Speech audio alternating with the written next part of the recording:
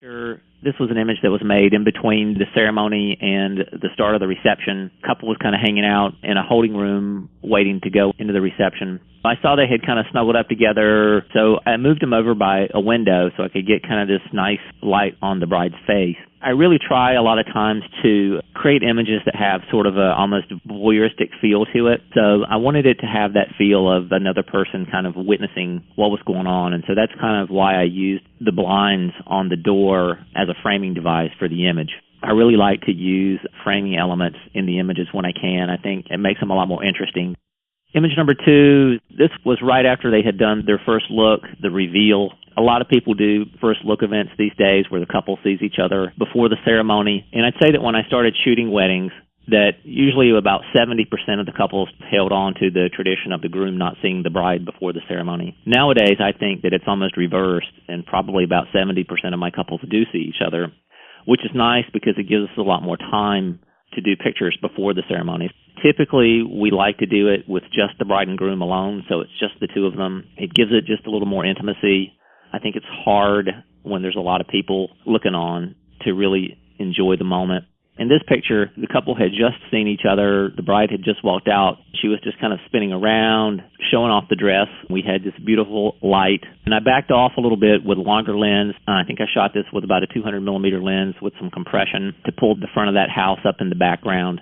What was really nice about this is the bride has a really nice highlight on her face, and what's happening is we're getting reflected light up from the sidewalk that's throwing light back up on her face. And the groom also has a really nice highlight on his face, and that's a reflected highlight that's coming up off the bride's dress. I had seen those things as the situation was happening, and all those elements, the light and the action, kind of came together to make just this really nice moment between the two of them. The next image, this is just a really simple picture. This was late in the day. I was walking back with the couple to the reception. We had just finished their portrait session. And I had actually seen this tree earlier in the day, and I had noticed how it nicely framed the doorway and the windows.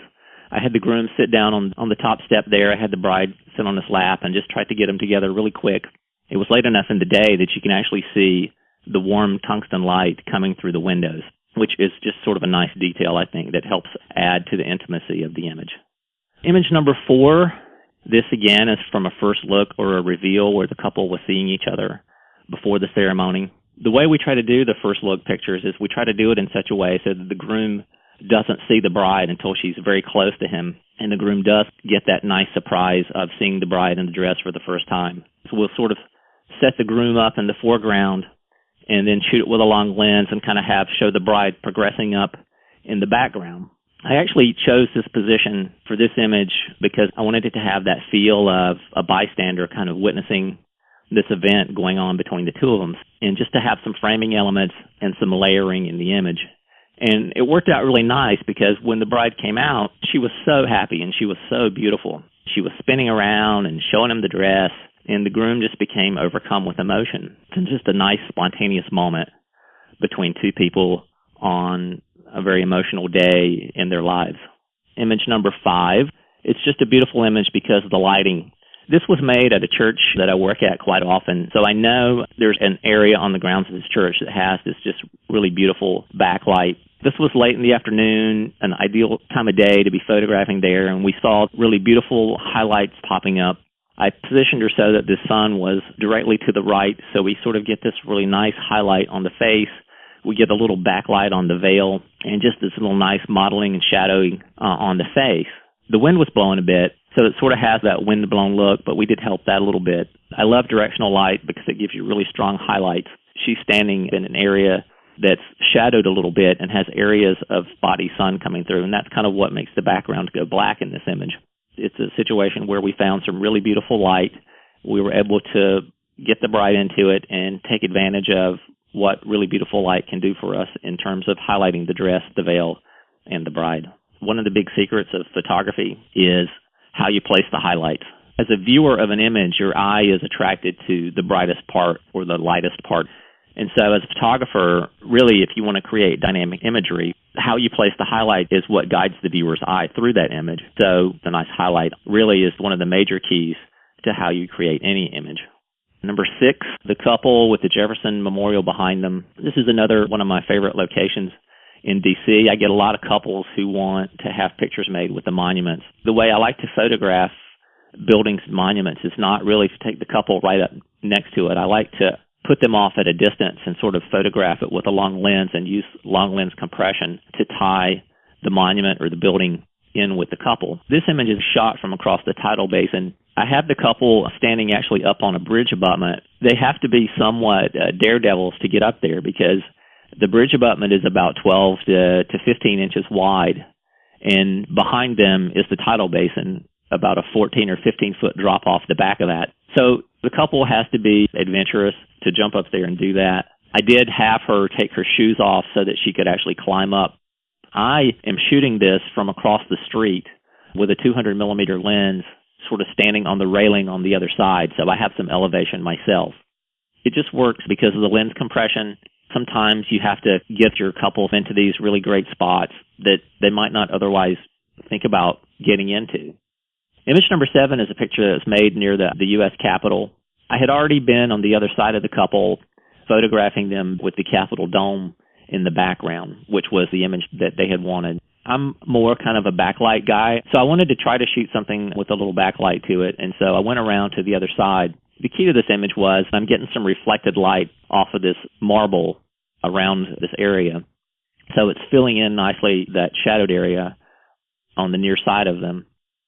And then I stopped the lens down to f/22, so that gives me that nice highlight on the sun that sort of gives it that burst feel. That's really, I think, what sets the image apart. It was actually a very simple image to make, but it was made more dynamic by just a couple of small tricks, like stopping the lens down and getting that specular highlight on the sun. Image number 8, I really love this image. It's an image that I've had to work on professionally over time.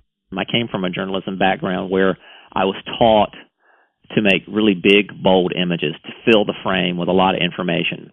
So imagery like this image was tough for me because the way I was taught was not to make the subject small in the image. So being able to take a couple and make them this small in the image but still make the picture compelling was hard for me to do, to learn how to take people and put them into a large space.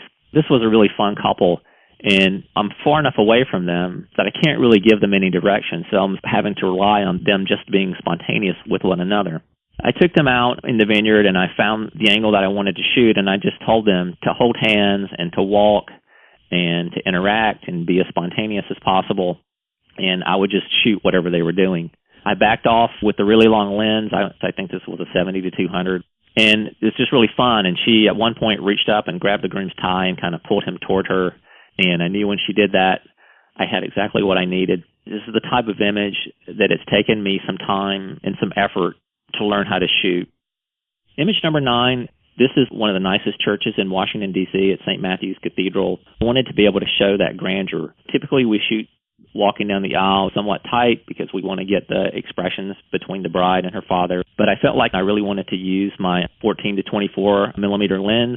I cranked up the ISO quite a bit on this so that I could shoot this with available light and to be able to hold all that nice warm detail in the background of this image. I think shooting it wide this way just really shows the grandeur of the building, and it was an image that the bride was really, really happy with. Image number 10. This is another location that I've shot in before, and people always like this stairway just because of the geometrical pattern that the stair creates. I tell people being a wedding photographer is sort of like being in the movie Groundhog Day. Every Saturday is the same. There's a lot of similarities between all the weddings, but at the same time, as a photographer, it's my job to show the things that are unique about each couple that I'm photographing. So I never want to always do the same things over and over again with each couple in spaces that I go to often. So my assistant is down on the same level that they're on out of the camera frame, and he's holding a video light. And we use a lot of video light because using the Nikon cameras, we can squeeze out a little bit of extra ISO, and we can use just a tiny bit of continuous light to give us a little highlight in the image. Really what we were trying to do was just trying to get a little bit of highlight on their face. And as soon as he turned the light on, I saw this shadow on the wall, and I was like, oh, well, I know what I'm going to do here. This wasn't something that we had sort of pre-planned. It's something that as we were working, trying to get an image out of this area, we came across. And this was a nice surprise for the couple.